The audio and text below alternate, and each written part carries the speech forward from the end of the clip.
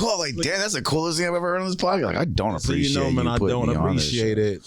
I don't know. Maybe I got too excited about the water and said don't. I'm not sure. Hopefully, we can edit it out. Julian's fixing it. You know, when I first got this room, I was like, yo, I'm podcasting. And I'm going to meet dope people, and like it's been cool. I mean, wait, like when you got the room, you didn't always have the room, you just had the studio. When downstairs? I first moved in here, there were 2 studios in here, and then there was just like a meeting room. That's how the guy was like selling out to me. Like, you have your meetings in here, and I'm like, I'm having my podcast in here. You have a podcast? I'm like, yeah. This is a meeting type of room though, because you got that glass. That glass wows people. You got that glass where you be in the meeting and someone goes to glass like, no, don't make the deal. Don't make the deal. And you're like, what? I don't understand. I'm signing a deal. I'll talk to you later. Like, don't make the deal. Don't make a deal. And you sign your soul away. I'm down to sign souls people's away. I'm down to do that. Do you really sign souls away in here? No, I've never, I've only signed one artist before. It didn't work well. And I just said, I'm never going to do that ever again. Yeah. And I didn't like the feeling of owning an artist and all. I just didn't feel like that was me. But why you say owning? And I think like because that's kind of what it is, and like there's like a couple people in this industry that are known for like going out to places and seeing artists there and just start handing out contracts. Oh, and it's just like I've heard that's a real thing. It's like a real thing. Like this one big company, I'm not gonna say who they are, but they're kind of you know who you are. And the guy's very well known, right? Like he's hang out with like Wiz Khalifa and all these other people, and he's been known for that. I heard stories like he'll just come to you and just make you sign a contract or hand contracts out if you want to sign to his label. And it's the shadiest thing in the world. I think part of that was why I got into comedy, because it's like no comedians try to do that. There's no label system, you know what I mean? Like I'm gonna say on this I charge, there's a production fee to get on this podcast if I don't ask you, but like if there was a person going around like handing out contracts to open mics, they would definitely get signed. By non-funny ass people though. No, I mean like if the person's had a car like my name is I'm trying to think of a fake name. It doesn't. I almost said Shannon Sharp. My name is Steve Johnson, and I'm gonna sign you this comedy contract. You're like, for real? I'm gonna take you on tour, and then you sign the contract, and you owe like 500 shows across the U.S. for $500 for that year. That's how much you get paid. And they'd be like, exposure. People sign it. Exposure. For some people, that's $500 more than they would have paid. Nah, but man, no per diem. That's $1 a show. Look at you trying to offer somebody a bad deal. That's $1. That's pretty bad. Especially if you're good. I would do it right now because I don't. $500 be. Totally. That's not a good deal. You know what's funny is that like because comedians, we get paid for shows even if you're a low level comedian. Yeah, like they'll pay you for show like $20 30 whatever, you're splitting tips, but like that's such a different thing than the music world, because in the music world they don't pay you. You gotta pay. Word. You know what I mean, you gotta pay to perform. So like in the comedy world, I don't know how to tell this to comedians, like I don't think it'll always be like some comedians sound so weird about like getting paid, and some of these comedians have like 4,000 followers, and it's just like, and I try to tell them, I come from the music world, man. Like I'm coming from a place where we're really getting money. You know what I mean? Like the fact that you comedians are getting paid $30 and you're complaining about it, like it's so far off the spectrum. Like you should be. I know a lot of y'all would pay $10 to have this opportunity to perform in front of like 20 people. Or more. I think fact. I mean, I'm just being honest. Like I feel you, and I think there's an interesting contrast when it comes to that, because I'm not gonna say that one art is like more creative than the other art. Absolutely. However, if you're getting paid as a comic and you pull up somewhere and you're going to do a set and the person before you does similar premises for like 15 minutes, you got to find a way to possibly like maybe restructure your set if you want to, if it's a little bit too similar. But if you're playing a song somewhere, this is the song. Like, so yeah, like this is the song, period. I'm not going to say that there's no creativity when you pull up, but this is the song. This is what we're going to play. Like for what we have to, I guess, endure on a stage during their creative process, I think it's worth more. Absolutely. I'm agreeing with you. At the amateur entry level, if you will. Yeah. You feel me? I'm agreeing. Yeah. It's so much sexier because, like you said, you're going into the show and you just like rehearse a song and, you're just playing it. The DJ's playing. You're going over your vocals. But at a comedy show, artistic value is way up because you're splicing with the crowd, you're telling jokes, you can't literally repeat a lot, you know what I mean? Like over a year, like I mean, I would say it's high risk, high reward, right? Because like if the sound is right and everything's popping right and like the right drunk person is in the crowd and you play this song no one's ever heard, and the drunk dude is like losing his shit, like this is the illest shit ever, and the right girl shaking her ass, and the most popular people, that shit going viral. That song is a hit, period. I've heard a bunch of whack shit. Obviously you have too, I would think so, right? Versus absolutely, yeah. In that song, and like, yo, we got a hit, versus like you could really pull up with like the illest set and you'd be like, yo,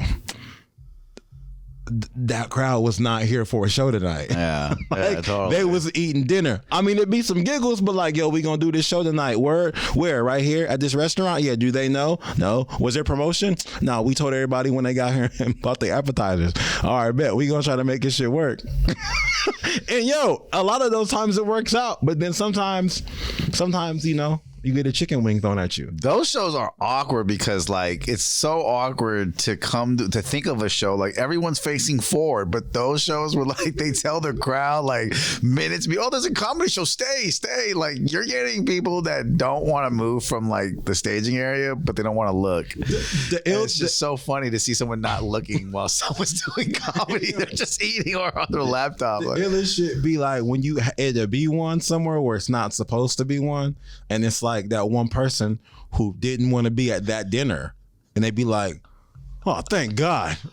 And they ignore the whole dinner and their wife and kids like, this is great. This guy's talking about his balls. I don't want to be with these kids today. I'm like that, and that's the nigga at the time. Like that's the guy you talk to. Outside of that, the rest was like, I can't believe they're doing this evening. What are you eating, sir? And you're just judging by the scowl on their face how left they are, how right they are, or just all that. Like it's. The whole thing is romantic for me, man. I'm just being honest. Like I come from a old school hip hop era where you had to go to open mics and like kind of battle people with wordplay. You know, it's all song structure, which is great. I love this era. Freestyle and shit. Used to freestyle. Used to battle rap, all that. Oh, word? For sure. That's fire. You never saw my battle rap video I posted on the gram? No. Okay. That's fire. I have a great appreciation for the battle rappers. I think that's incredible. Yeah. I think when people do the joke battle that they should do it in rhyme form. Because even though they don't have to, it just hits harder. I've heard the joke battles, and they're great. And they're great platforms. But, like, if you make that shit rhyme, I don't know. Maybe I'm just tripping, but it just seemed like the joke would hit harder. I think some stuff is just funnier because it rhymes. Yeah, I'm telling you, man. But it's not that funny. Totally. You know what I mean? Like, it's almost how... if you get the crew's piano player playing the piano and just singing a random song to some lady, it's funny. Yeah. Like you bring Jamie Foxx in a piano and just say anything that rhymes, it's funny. It's funny. But if you just write it out in a paragraph, it's not. Yeah. So I think once you add a rhyme to a word, I don't want to say it's hack. But a lot of times it's not that funny. It's like, oh my God, that rhymes. I can't believe it. I agree with you. I agree. But there are some legendary stuff out there that does, and it's funny. No, you're right. And I'm telling you, a lot of these artists would make great comedians. You know what I mean? You mean a lot of the comedians would make great? No. I think a lot of those battle rappers would make great comedians because some have transitioned over, like Dirtbag Dan. Yeah. He was a great battle rapper. Right. And then he transitioned over. And I just heard so many dope bars. I'm just like, no, that was really funny. Like, your breath smelled like burnt vegetables and you're ugly because your teeth ain't symmetrical. I'm just like, yo, that's a fucking bar. It's a bar. Like your teeth ain't symmetrical. Like, bro, I was like, yo. That's a bar. So that's funny and it rhymes because it's supposed to rhyme. You told somebody like your breath smells like kale and your teeth are really unstraight. It's not a great premise. It's not, but it's the same. I mean, you could have rhyme at the end. The thing that you're saying, it rhymes at the end because it's supposed to rhyme at the end in that format. It comes off witty if it rhymes. Yeah, I'm not saying it is witty. No, it just comes off witty. I feel you. I just think once you do a roast battle, if you make all the words rhyme, then it's a rap battle. Totally. Right? I'm not saying it's not. Have you done one yet? Huh? A roast battle, have you done one yet? No, I'm not going to do that. Why not? you know, I'm so fortunate to have been in the music game as long as I have, because I feel like I have famous training. And so I just know what I'm gonna do and what I don't have to do, you know. And just like from seeing artists, and I just think like a lot of people have this Jay-Z mentality, hustle.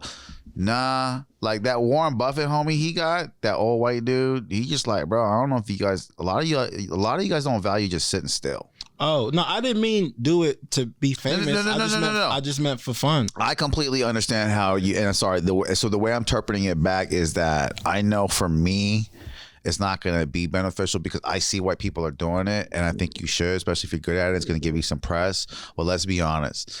I think some of y'all are kind of hurt doing those battles. I think some of y'all think about the shit that's been said at those battles, and you replay it in your mind at key moments of your life that help deteriorate your consistency toward your craft. Yeah, I'm being 100 with you, bro. And I just... You think so? You think it's that heavy? The people that I told that I've done it to, they don't seem to look at me crazy. They kind of like, huh? And I'm not looking at you crazy. No, not you. I'm just saying, like, the people that I've talked to that have done it, I felt like I've said that, and they've not looked at me crazy. Like, they've given that some thought. Like, okay. And I'm just like, how many of y'all are going to really win?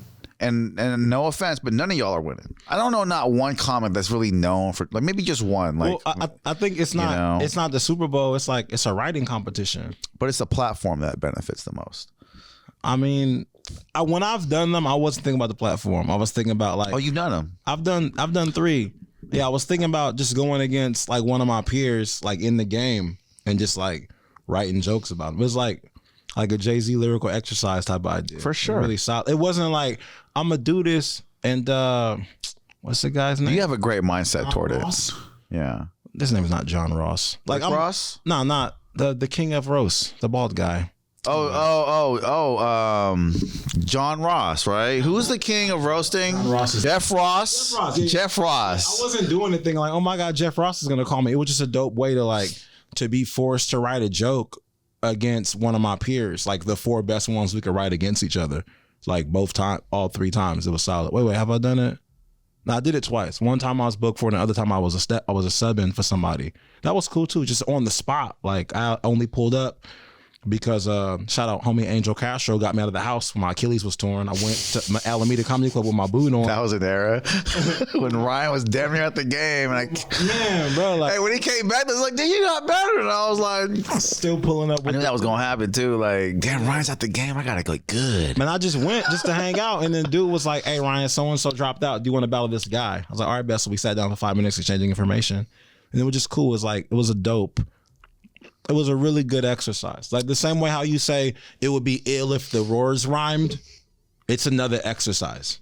You feel me? This is why I vibe with this man right here. You see who we are? We are Rush. We're very different. You said Rush Hour? We're Rush Hour. We're very different, and we respect our own mindsets, but we're so humble we can like just agree.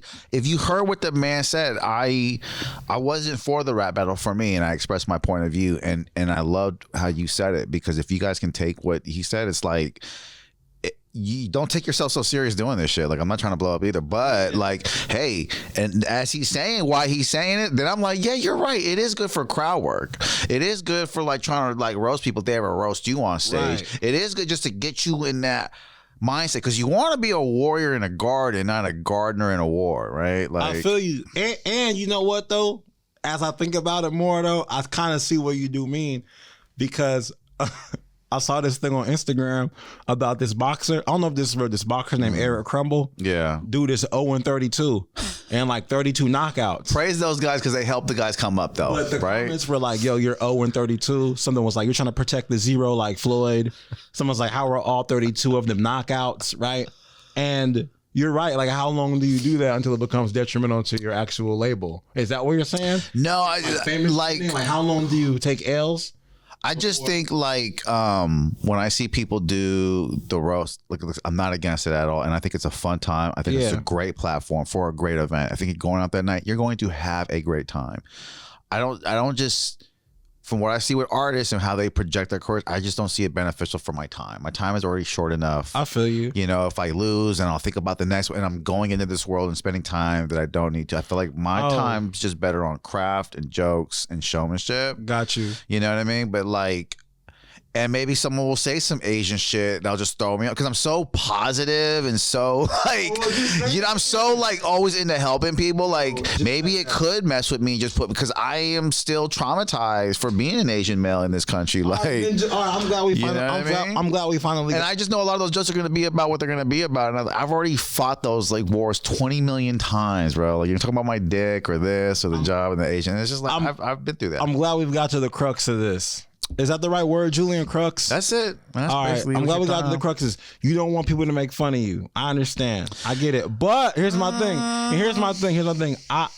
wouldn't say that at all. Okay, fine. Okay. I understand what you mean. However, I think that you should give the craft more credit than that. Because what I've seen I've seen some occasions where, fun fact, depending on who's battling, if the relationship is cool and y'all sit down and like talk about things with each other, like, all right, bet this is where I went to school at. This is what my mom did. Yeah. My girlfriend left me for a goat, and you share things you want to share with that person. For sure. And they write these jokes. However, if you don't have like a relationship with that person, y'all don't talk about it at all, then yeah, it's just like, hey, Ryan, did you steal my catalytic converter? Ha ha ha ha ha. Totally. Like if you don't take the time to actually get to know the person so the jokes are creative, which is what you would want to do. Right. But if you don't take that time, then yeah, it's just going to be like all like Asian and like dreadlock jokes. And I don't know you and I don't fuck with you like that. And so why are you talking about me like that? Do you know what I mean? No, I'm just being like, I know what you mean. I like what you said. Like, bro, I don't even know you like that. Why are you just listen to this comic they just assigned to me? Like, who is you, bro? That's fine. Yeah, you don't want to make it funny, and that's fine. But not even that. I don't want people making fun of me. It's like I've been in there where people like I hung around with Mexicans growing up. We roast and we have a great time, and they are my friends. You know what I mean? I like Jared. He battled Noah. That's a great battle for Jared. Subway? Jared Camacho. Oh, man, he's funny, man. He's doing great with the battling. I like his energy. And I like the people that he decides to battle. I like his energy. You know it's going to be fun. You know what I mean? I'm gonna put it like this. I'm not afraid to get fun. I mean, dude, I feel like I'm one of the most lighthearted people around. Like you make fun, I'm like, yeah, totally. I totally have that small or whatever. Like I don't. When you say I'm just a really positive person, I was like, okay, I understand. You say I'm a positive person. I may take this L and think about it for 2 days later. Right. Going in a lane and like that negative aspect. Like damn, he only won because the community like him more. They don't even know me. You know what I mean? Like I could think all that weird stuff. You know what I mean? But you know what it really is? I'm just creating imaginary ops, and it is imaginary. I do that all the time.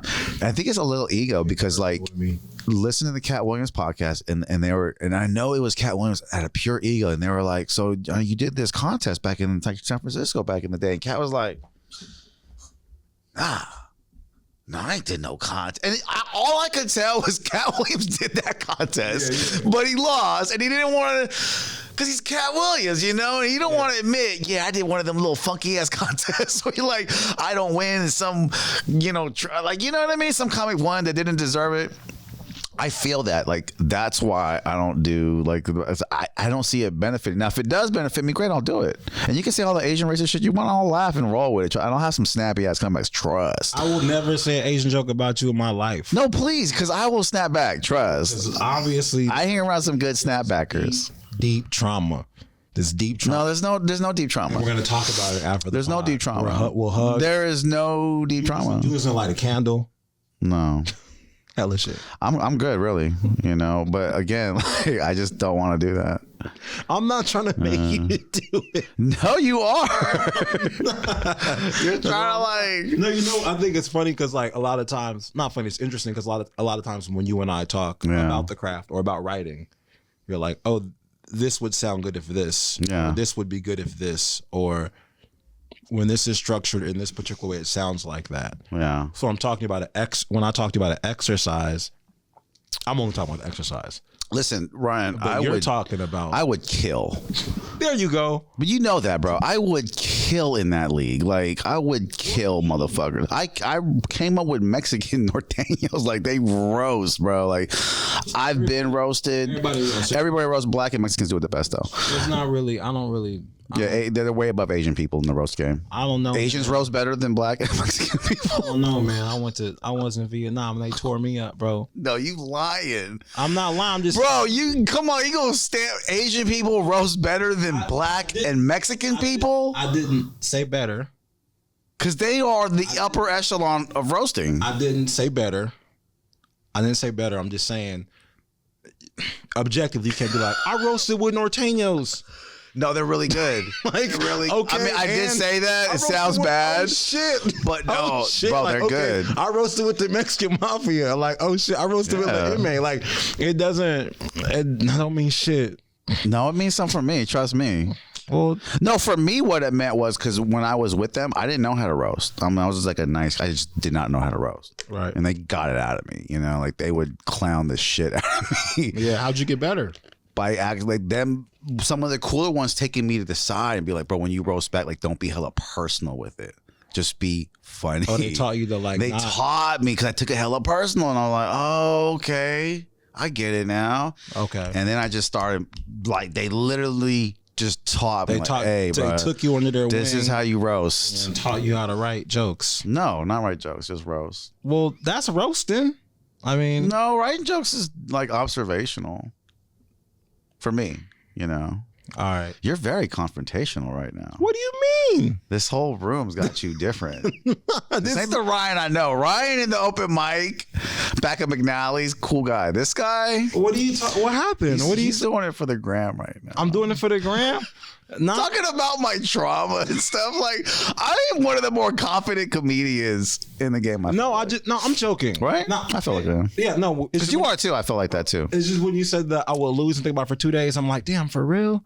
But Ryan, I'm being honest. Like, I would. That kind of threw me off. I would. But I would think about stuff that sucks. Like, that guy only won because he's white or from SF and they like him. I mean, I would just think dumb shit. I just know what I know. And I know what lane I'm getting into. And I'm not going to be...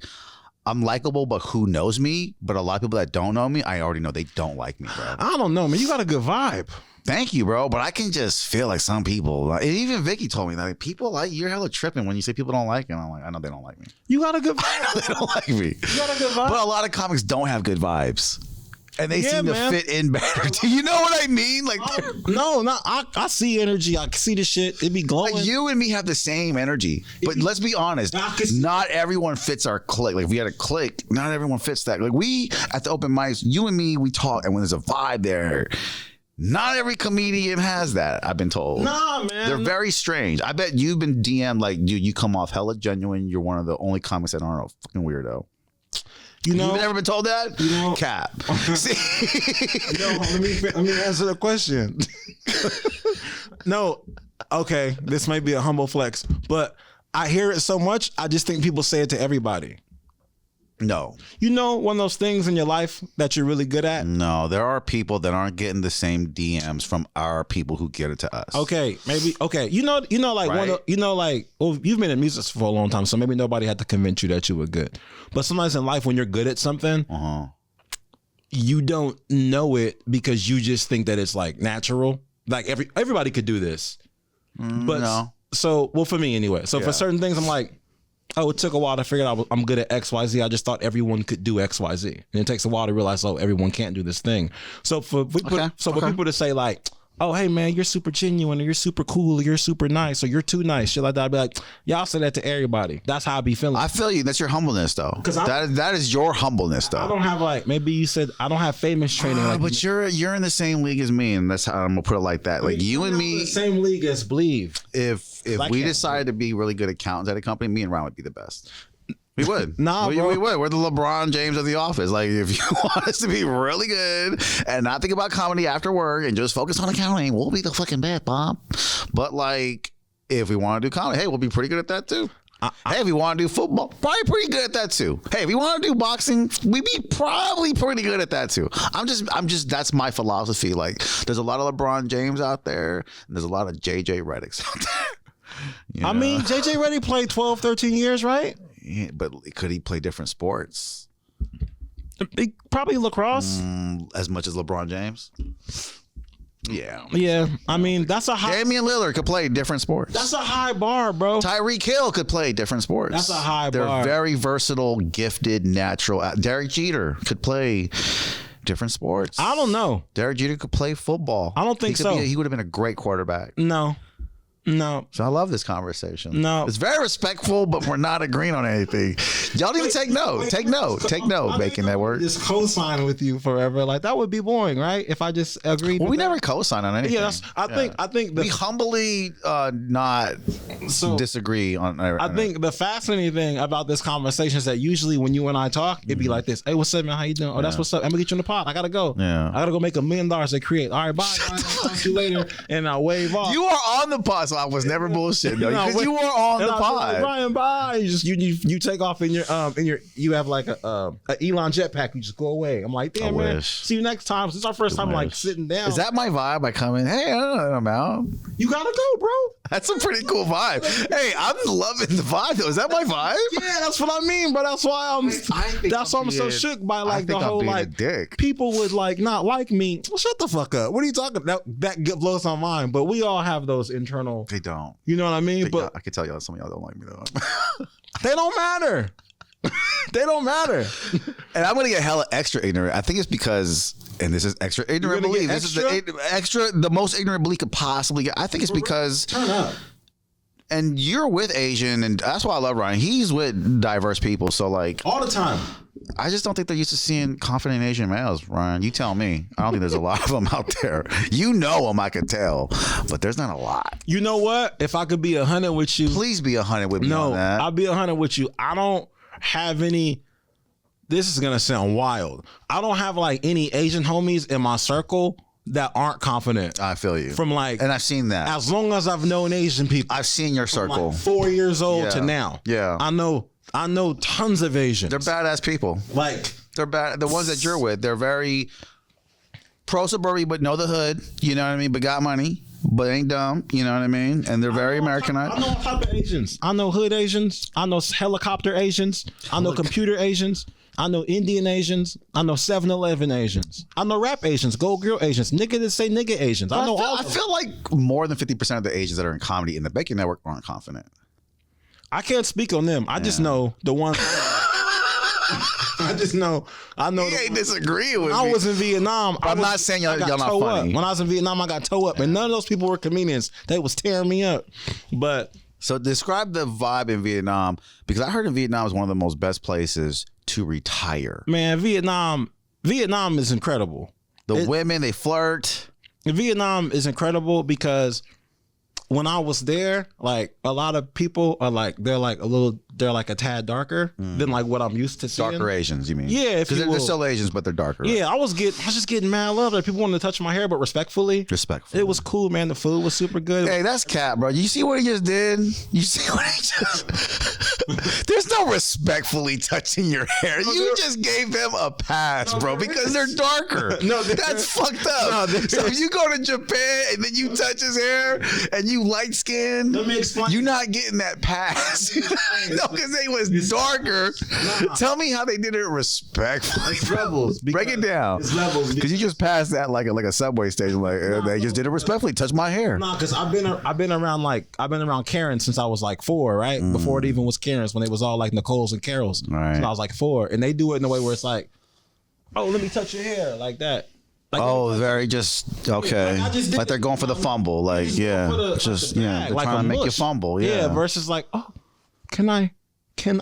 Oh yeah. Oh, no you see that was Asian of him. That's just Asians. Was super just respectful. Asians are, when they do that means they're being respectful when they're hiding their neck and their shoulders. Like, oh, can I? But you know what I will say? I just tripped off this thing when you said like the way that you chose to like separate yourself from 50% of the other Asian comics. If I thought about this thing about you, you don't like make that your whole bit. And a lot of times when I see that, it becomes like the person's whole bit. Like the lack of confidence and like self-depreciation, and this is my race. You don't really move like that. Oh no, a lot of Asians now are confident. Like you just said there's not enough of them. There needs to be more.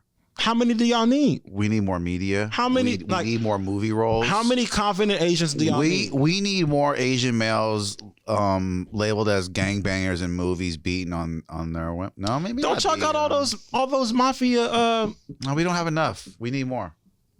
Just being honest. I'm just being honest, man. Here's the issue. I need you to Indians and Asians need to be more violent in movies to come off sexual. call the guys that make the movies and have them dub the English better. The English on there isn't dubbed well enough. That's the problem. Because it's a bunch of dope gangster Asian movies. There's a ton of them. Tell me any. I don't know any. They got these series. The animes. No. Okay, they got this one on HBO Max about this guy. Damn. About this guy. I don't got HBO Max. Oh, okay. Hold on. How many subscriptions you got? You got all that shit? The homie that played Baby Driver, he plays an author in Japan that goes underground. He's writing about like the Japanese mafia, the Osaka or whatever. Sorry if I butchered that. And it looks dope, but I didn't want to watch the subtitles. And there's a bunch of those movies about the Japanese mafia. Is it the Japanese mafia? Sorry for messing that up. But there are a bunch of those movies, but I don't like the dubs. That's all. But they look like gangsta. Julian, what's the name for the Japanese mafia? The Yakuza. Thank you, Julian. You got a whole. You didn't even need Google. Because That boy went up here for Google. Because he knows what I'm talking Jacuzzi. about. That's what I call the jacuzzi. What? I'm going to the jacuzzi. Because, you know. I mean, that'll work. That's cool. That'll work. Yeah. Okay, so HBO Max is free with AT&T. Oh, that makes sense. I don't have AT&T. Yeah, I wouldn't pay for I that. got Wait, T-Mobile, man. for real? Yeah, I'm lame. I used to have Sprint, but they went away.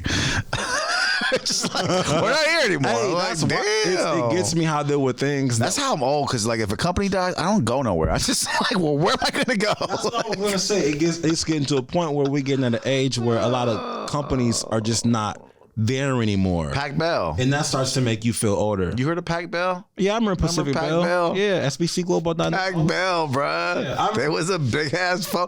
I mean, in an alternate universe, they might have cell phones and shit. I think we gonna be like disrespected by younger people the way that we disrespected older people back in the day. Absolutely. They'd be like, y'all used to buy egg back in my day. I used to buy eggs at Gerald and Sons. Yeah. Who the fuck is Gerald and Sons? I've never heard of Gerald and and now we gonna be saying that when we talk about like Mervin's. Facts. I used to buy jeans at Mervin's. Mervin sound like an old ass name. When have you ever said Mervin's in your life other than going to Mervin? There's a guy. Have you ever met a Mervin? Have I ever met a Mervin? I've met one. There's only one Mervin. I've only met one. No. That's I've only met one Leviticus. You met a Merlin. His name wasn't Mervin. There's no way that guy's No, name it was Marvin. Marvin. No way. Yeah, like a Julian, Google. He was Filipino. I'm just saying. He was Filipino. Oh, that makes sense. RJ Villa body type. RJ Villa's real name is Mervin? No, he had his body type. You know what? I bet RJ Villa's real name is Mervin. He looked like a Mervin. Because RJ Villa's that name's hella cool.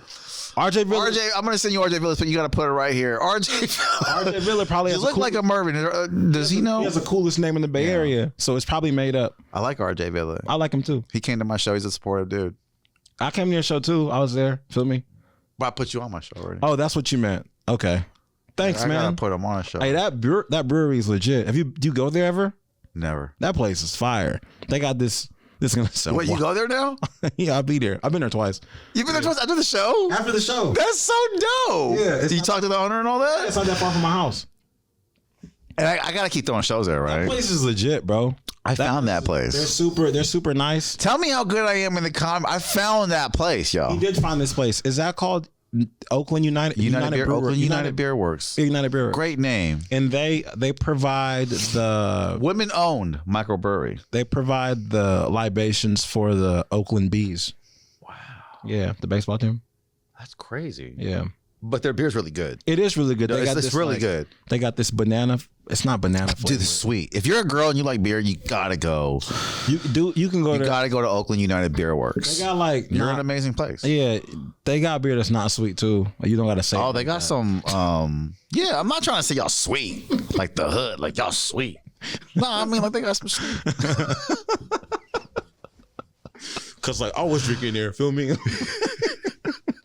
You coming all sweet, bruh. Feel me? Hey man, look, I wanted to say this. I'm glad we did this today because Long overdue. no, hear me out. Like, But you thought I was pulling you off, and it's like I wasn't pushing you off. y'all seen the Martin episode?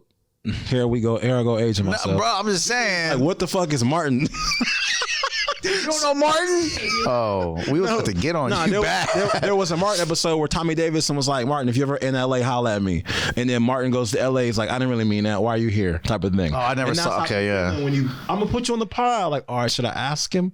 I'm gonna put you on. Like, hey, you wanna? Hey, bro, I got you. And you've been saying that since I don't know we were 6. I didn't even know that you wanted to be on this pod. This pod's not a huge deal. I don't know why people act like it's a huge deal. It's not. What do you mean it's not a huge deal? Look at this. There's other podcasts out there too. Look, man, I don't really think. See, now you doing the humble Asian thing. Like, I respect. I think this podcast is pretty cool. Other than the fact that I interview comedians now and the musicians and the models. Yeah. I think that range, because a lot of podcasts that are out there that are interviewing comedians, they only interview comedians.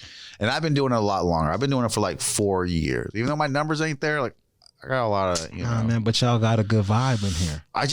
Listen, the great point. I'm not doing this, like you said, to be famous. I like the localness. I'm not trying to be famous. A lot of local people see when I go to the gym, people, I saw you interview my homegirl. Like, that's why I'm doing it. I don't give a fuck if you're in Milwaukee and you ain't see my shit. I don't know you. I'm not trying to be Joe Rogan. Like, I want to interview people that are just local.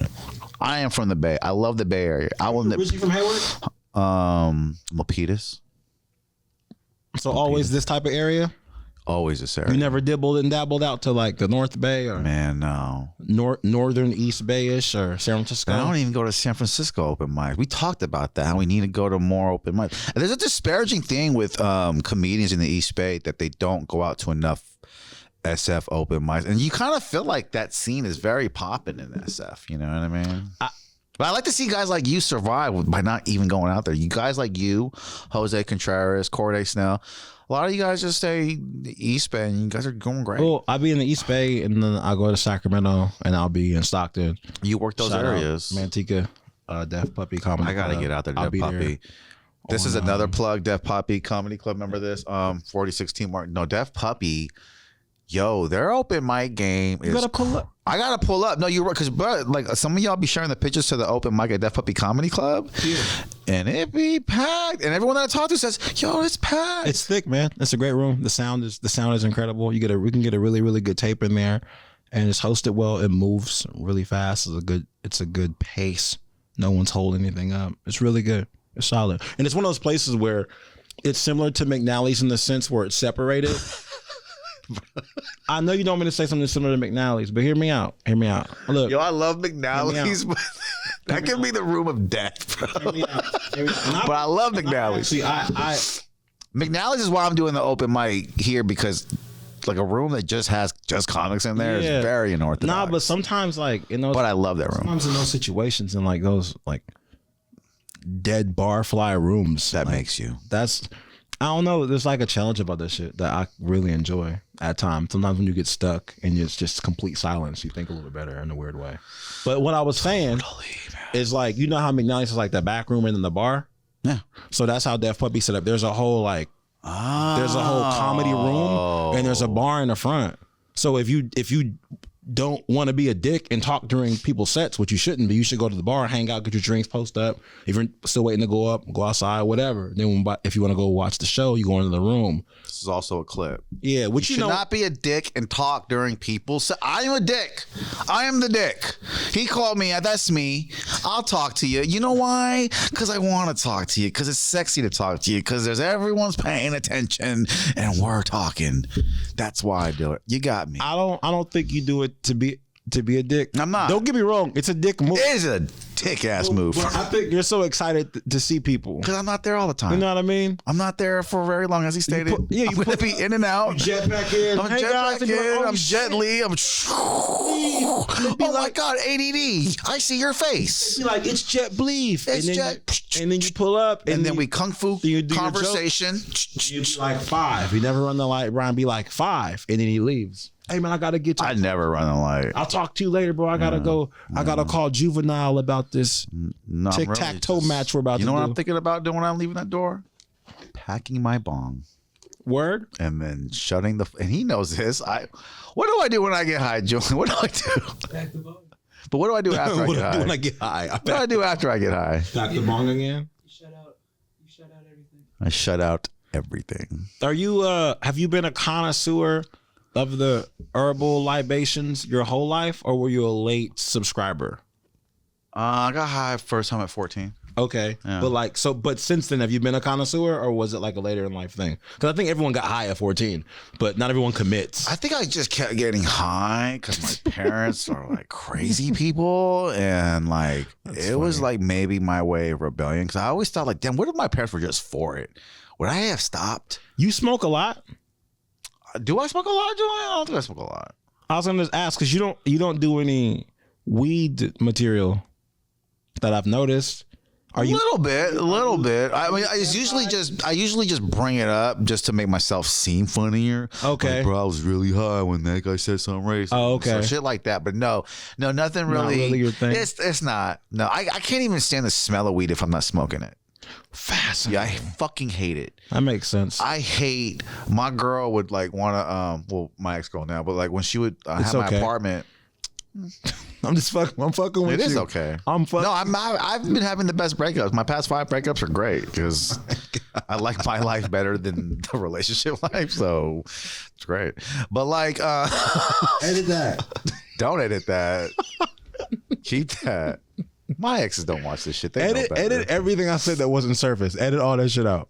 Please don't edit it out. Anything before we started the music, I should better not end up on the air. Yeah, not the pre-show.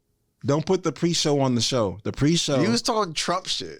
I was talking Trump shit. Yeah. I mean, the DEI program. Call that Trump shit. Look, this DEI program, it's a crazy topic. This is also a clip. It's a crazy topic in the comedy world right now. Literally death if you go against it. You know what I mean? I'm just being honest. Like someone throws it out there. If you got ideas against it, I would just shut up. I think all you got to do in any situation that you believe in on stage is if you own that shit, and you don't flinch, and they believe that that's really you, then they'll fall in line. If they believe. You know what I mean? I was talking to, who was I talking to about this yesterday? I was talking to Tom Jones. Me and Tom Jones. Tom Jones? Is it Jones or Tom John? Jones with the cool ass hats. Because the Jones is spelled weird. Yeah, Tom Jones. Gonze. With the Z, Tom Jones. Yeah, we were talking about this yesterday, how certain things that you say, they feel differently coming off. Like you feel away like, oh, they're going to take this the right way. Yeah. But if you own it and you stand in it, then they're like, oh, okay, he really feel that way. And then they'll either laugh or they'll chill. But if you like flinch after, they eat your ass alive. Pause. That is, you know, they say pause. Now you got me thinking gangster. Okay, so yeah. All right. I 100% agree with what this man just said right now. But I have a superpower. My success. No. My clients are from Oakland. And they've cultured me the past 10 years to be a comedian. Because I'm always trying to be the funny Asian guy, and a lot of the shit that I say don't hit. They're like, yo, B, that was not funny. But like when I do make them laugh, I take note. Yeah. I take note. Like 10 years of my life is making my clients laugh. Like whatever made them laugh, and that's my personality. Is that something that you find beautiful? Has been a requirement for your business relationships? Well, absolutely that. And also, what I love about this culture in the Bay is like they'll tell you what they're sensitive about, and that's understandable. Okay, like if I'm saying something ignorant or offensive, I get it. But I just want to know my parameters. And I'm not trying to get that. I'm just trying to figure out what's actually funny. Yeah. Right? Because comedians, no disrespect, I feel like someone's just trying to be funny. I've actually seen what's funny, you know? And funny for me is like a lot of to do with miserableness. I find all my humor in people's misery. And when you can be at rock fucking bottom and laugh about something, like, which I've seen certain people from the hood do, like, and it's great. Like, the most best humor to me are people who have nothing. You know what I mean? And I seen what they laugh about, and it's genius. It is just genius what they find. But you know what I mean? Like, I do. But like the problem is, can you write it though? Yeah, some things are kick it funny, and then some stuff is stage funny. Yes, you know what I mean? Like because when you're kicking it funny, a lot of it is there's no charge for it. It's unexpected. Right. There's nothing to lose. But it's spontaneous, and that's why it's funny. It's spontaneous, and it's spontaneous. However, Sometimes it's not because we're all cracking a joke, but it's still unexpected. It's unexpected. It's unexpected and spontaneous. That's what I mean. They're cousins, spontaneous and unexpected. You know, and there's no risk. Like we're all chilling, right? Yeah. However, when you go on stage and people are sitting in the chair and like they're looking at you, like, oh, he's going to make me laugh right now. I'm waiting to laugh. It's a little bit different. Well, I think the better comedian you are, the better bridge you have for stuff like that. What do you mean? You bridge? know, like if you're a good comedian, you're a good communicator, you can definitely bridge your real life into material on stage. Oh yeah. I'm just saying that. And I know what you're saying. Sometimes the kick it doesn't translate. 50% of the time it don't. Feel me? But your skills could. I think 91%. I'm even down to go with that, but I'm also saying the better skilled comedian, the longer you've been doing it, you can make that be like 84%. Oh yeah. You know what I mean? I'm just saying, like, just little tricks to the bag you learn along the way can make it 80% instead of 91%. That's all I'm saying. Yeah, that's what I meant. That's why the first question I asked you was like, can you write? Absolutely. Yeah, because if the kick it can be written, if the kick it can be written, then you're good. I don't know if you heard my Salisbury joke, but I haven't heard the South. I think I have. Okay. Yeah, that was a real life situation, you know. That absolutely was. That absolutely happened. Like absolutely. They were all white kids from the valley naming off their favorite cuts of steak. I didn't know cuts of steak. I was just trying to sound cool. And I just said, you know, that. And they were like laugh, and they laughed for weeks about that. Like, I was so embarrassed. I was so embarrassed, but that was like, that's funny. You know what I mean? Like, and also because it happened to you. It happened. It really, and how can you write something like that? Like, I didn't know that would be funny to a bunch of white kids in a fucking rehearsal space for a rock band. Like, how did I know that would be funny? Oh yeah, that's gonna be funny. You know, and I didn't know. I was just trying to save face, like, Salisbury. And as I was saying, I remember, oh, that's a TV dinner thing, but I still like it. Yeah. I like Hungry Man dinners when I was 20. They tasted good. Yeah. They're encased in butter. How could they not be? They're fucking good. TV dinners are good. Do you know what I mean? They're good. Make them? Huh? They still make TV dinners? Hungry Man, yeah, they're like 10 stacks deep in Food Mags. Like, are you sure they still make those? Do they still make TV dinners, bro? Yes, they do make TV dinners. Hungry Man dinner has a dinner. How much would it be though now? Like, just with inflation, with $4.99. There's no way a Hungry Man is $5. There's no way. Give me a Hungry Man dinner plate price, please. Check on Instacart. That shit got to be like $11. $4.99. $3 in stock. For real? At where? That's off their website. Oh. Bro, that's like in bulk. You gotta buy 50 of them. You gotta buy 50 to get them. People do buy them in 50s. No one's ordering 50. The guys with bro.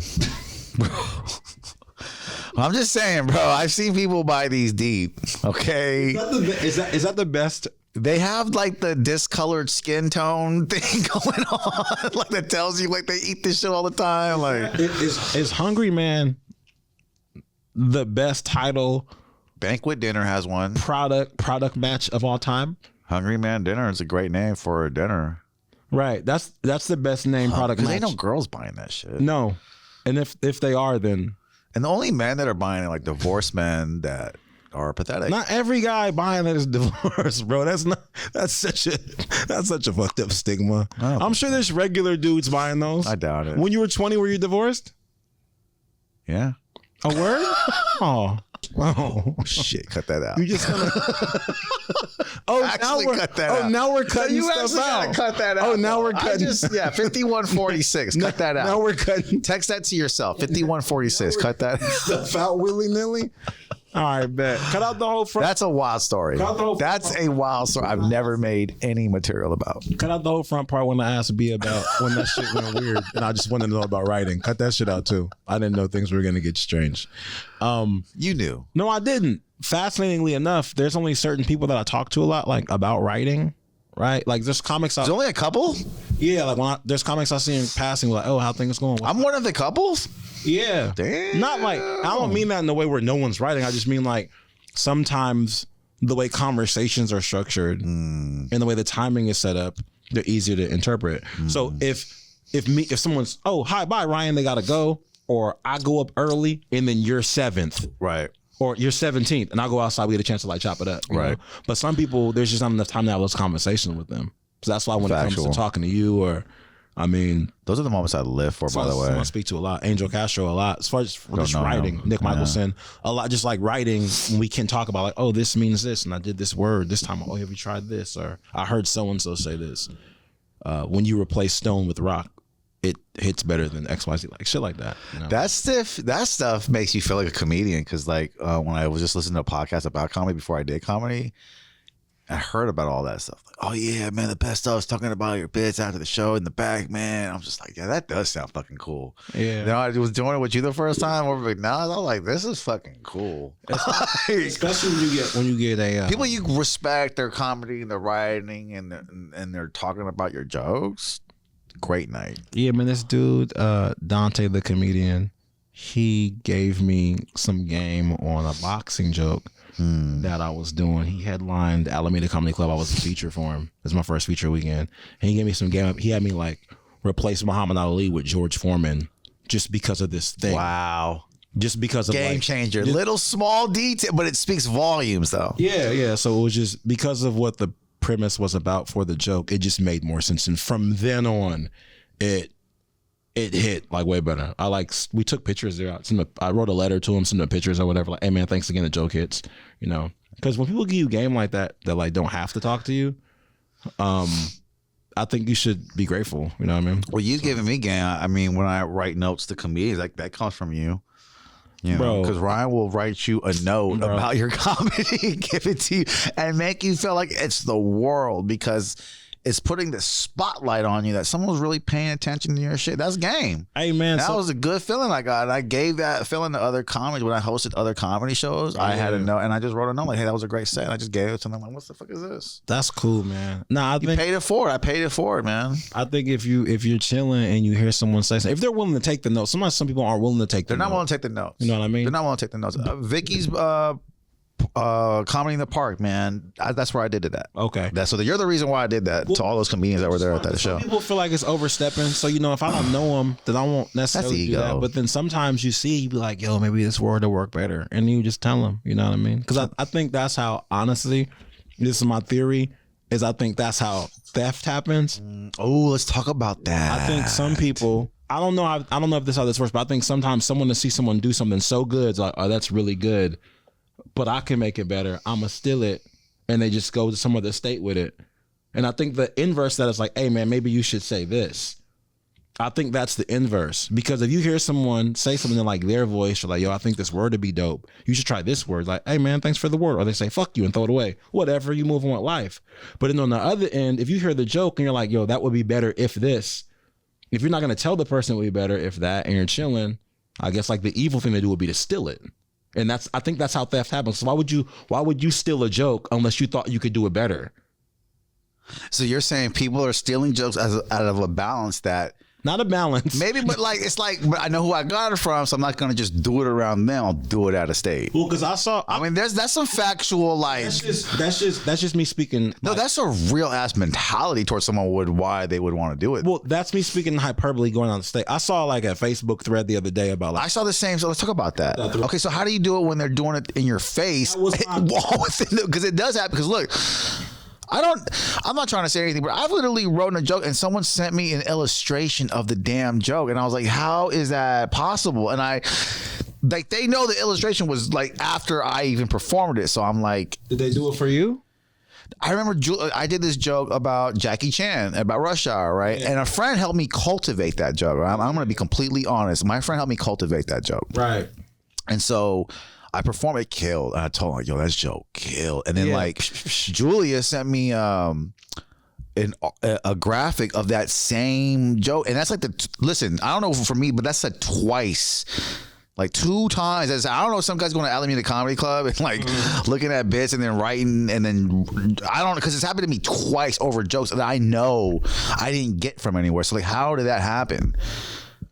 But maybe it was just like we're talking about that they joke I had. I seen 2 other people do it. I didn't think no one stole it. I just think that's an easy premise to get. I think a lot of stuff I think a lot. It's of just stuff, premise, right? like premise and parallel. It's just you're a writer. Somebody saw if someone did see, this is just an example. If someone did see the Jackie Chan thing, right, and they're like, I could make an illustration better than this person could make the joke. They made the illustration, and that's what. Can I be mad? I can't be mad at that. I don't know, but that's my thinking as to why because people wouldn't steal something unless they thought they could do it better. Because you wouldn't steal something then go bomb with it. That doesn't make sense. All right. So when I see someone do something like that's dope, you should try this word or maybe say this at the end. Because sometimes we're just missing sometimes we're just missing the wrong part. There's a bunch of stuff, lettuce, a little bit of mustard, a little bit of the stuff with the seaweed and the seeds. Oh yeah. What's that stuff called?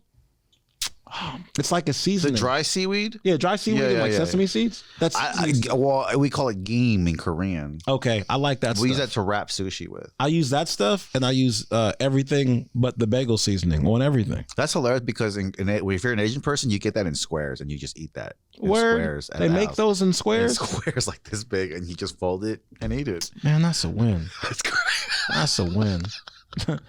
I don't know why, but I love it when Americans get a kick out of eating Asian shit because, like, growing up, it seems so alien. Anything really? Asian. Where? Man, I remember when my parents fed me octopus legs, and I was freaking out.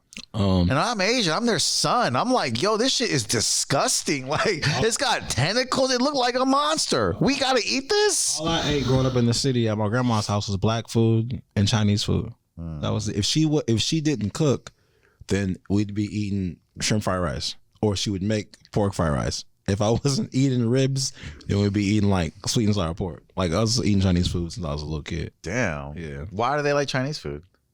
That's funny that they go cook it when you can just buy it because it's really cheap. It's like cheap enough to. Back Chinese food is cheap enough to buy. You don't have to make it, right? Back in the day, you could probably get like some shrimp fried rice or some pork fried rice for pretty cheap. But rice is expensive. But my grandma. My mom can make a dope pork fried rice too now, but my grandma, she could cook so much anyway. Like, why leave the house if you could make this shit and make so much of it? I hate fried rice. I love fried rice, obviously. I hated that because it was the easiest thing a person could make. Of course, it's man. easy. Like, It's easy. As an adult, you like making fried rice at some point in your adult life when you're living by your own. Yeah, because you realize, oh, it's easy to make. Yeah, that's real.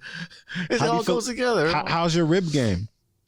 My cooking game is good. Ribs though on the grill outside. Are you nice?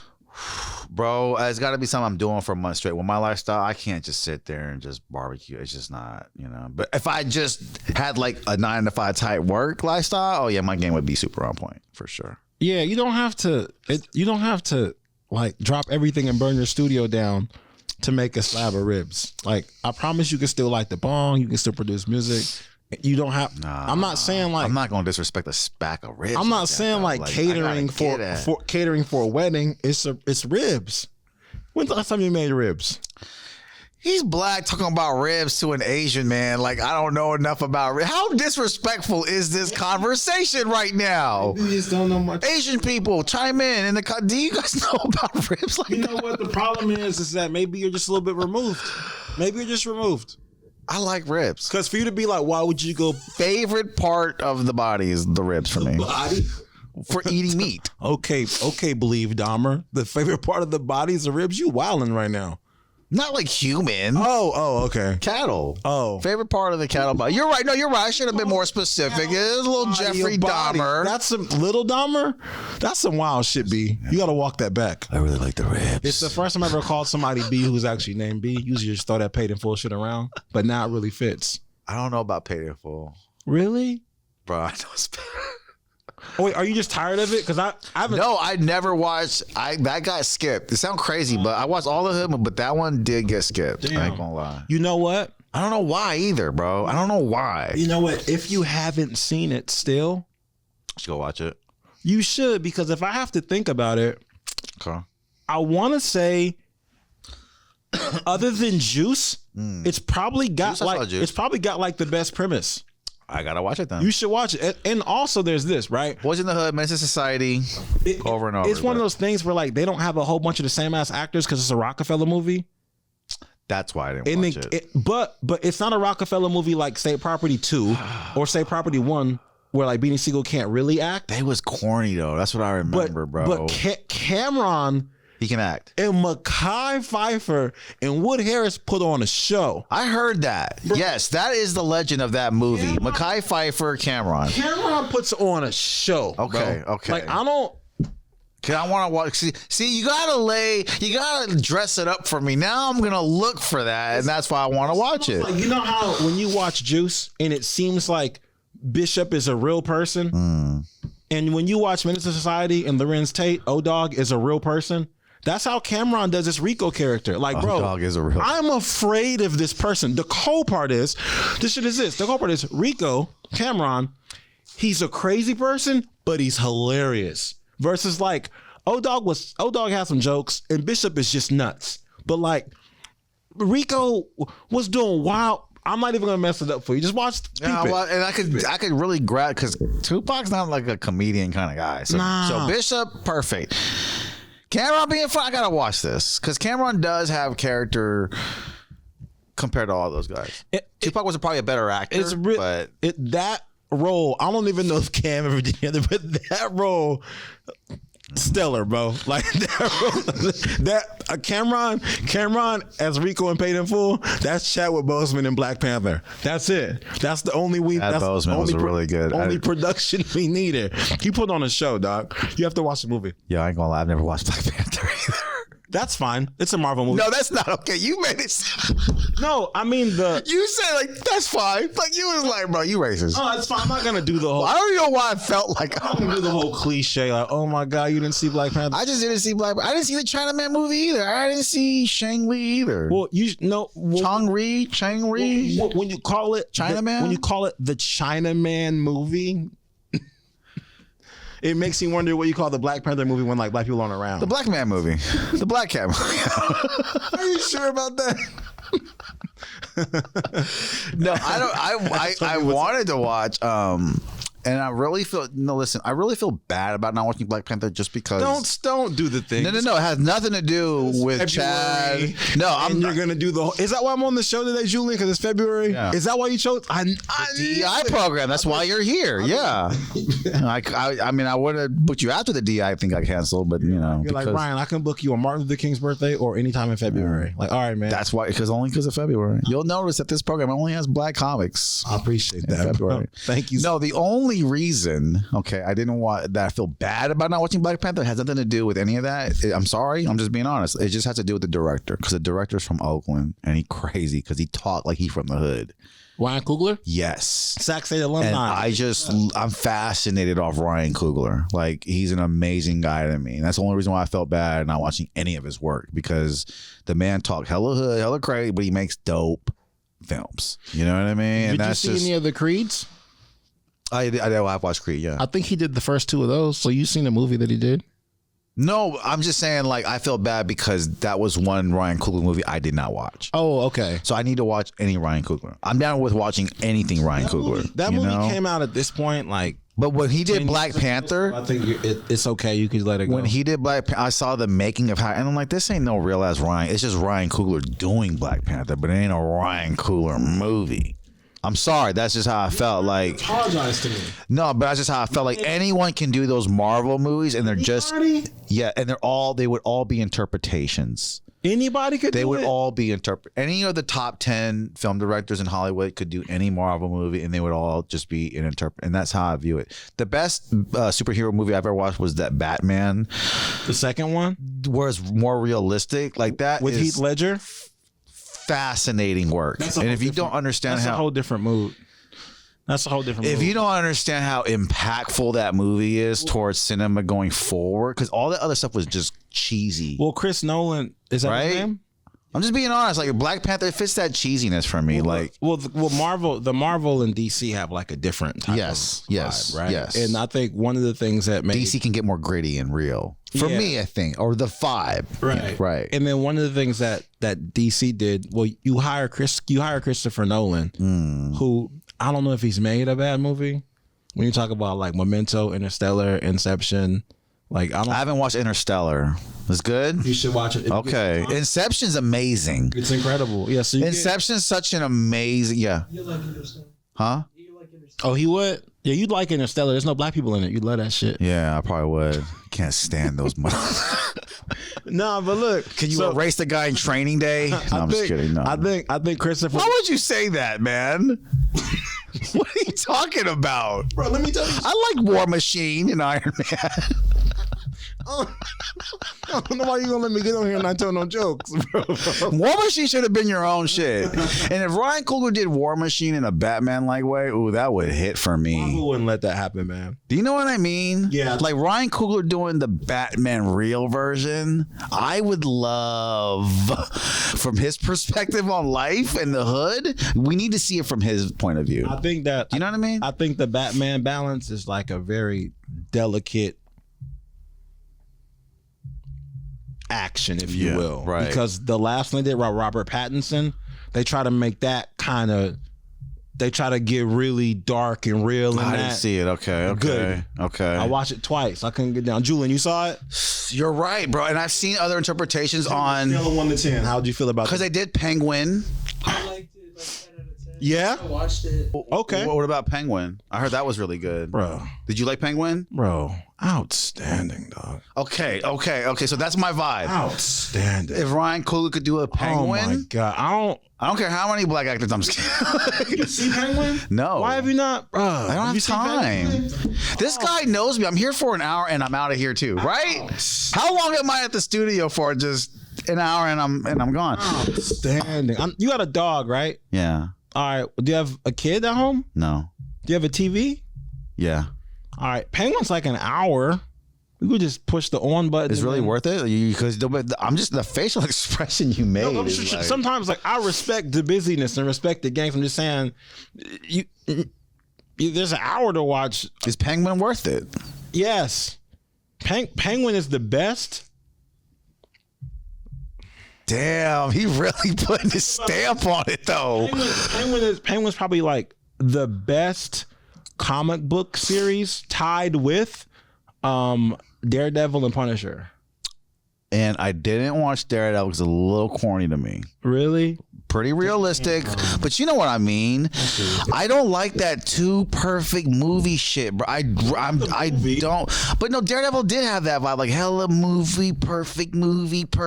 Oh, I got the colored lights in it. I hate that kind of stuff. What are you talking about? Like I felt like We're talking about the same thing. yeah, the Daredevil series that I've watched on Netflix. Yeah, it was that. Really? Yeah, it was very. And I don't like John Wick movies either. That just seemed really. John Wick, same kind of vibe. Very like all those scenes look like a music video, and I've done music video sets. I don't like when I see that because it don't look realistic to me. Like that Batman shit, realistic to me. I could see that actually happening, going down shit in that way. Except for him wearing the costume, a little too much. But like everything else about that movie, great. Daredevil, it was just shot too clean. That one that was the most expensive action movie ever to make on Netflix. That you know what I'm talking about? What was the most expensive action movie? Gray Man? The Gray Man. I hated Gray Man. Really? I hated. So cheesy music video, unreal. I hate it. Perfect. I don't. That's Too perfect. Too choreographed. Too perfect.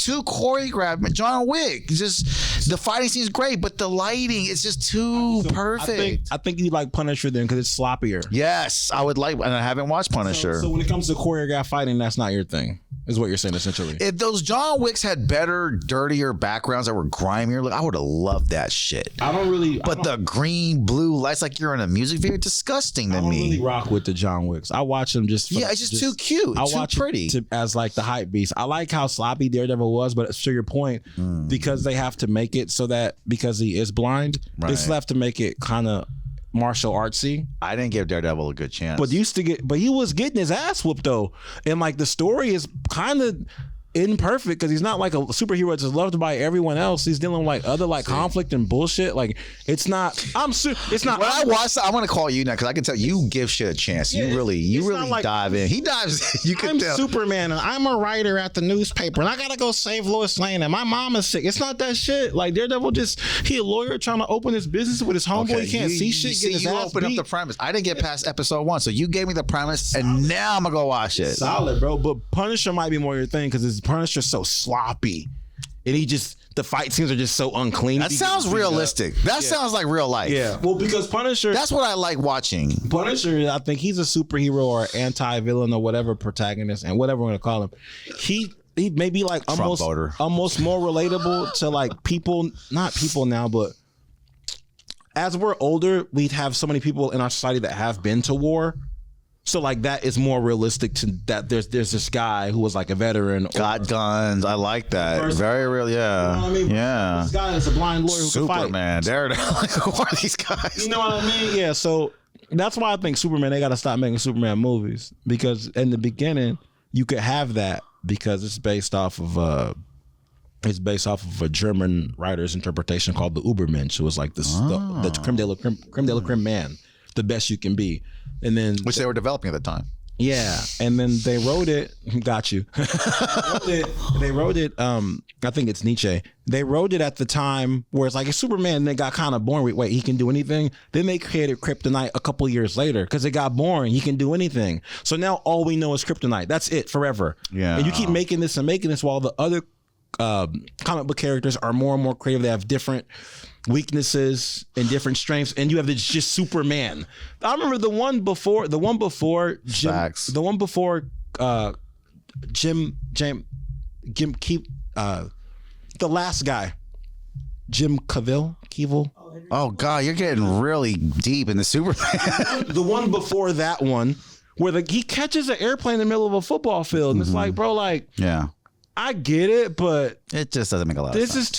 this is too much. And I was trying to explain it to somebody who's like, well, do it go to Disney and expect everything to be real? Like, no, bro, but just have the guy catch an airplane in the middle of a football field is kind of like, okay, bro, then just solve world hunger then. Like, what's the point? What was that Superman's name? Sounds about right, because he was very unforgettable. They only did one with him. Do you know this is like 0405. Also, Superman didn't always fly. He didn't? What do you mean? No, he actually was just known for running fast and jumping a lot. All over in single bound. So when they first animated him, the animators complained about animating his legs. So they're just like, fine, make him fly. Word.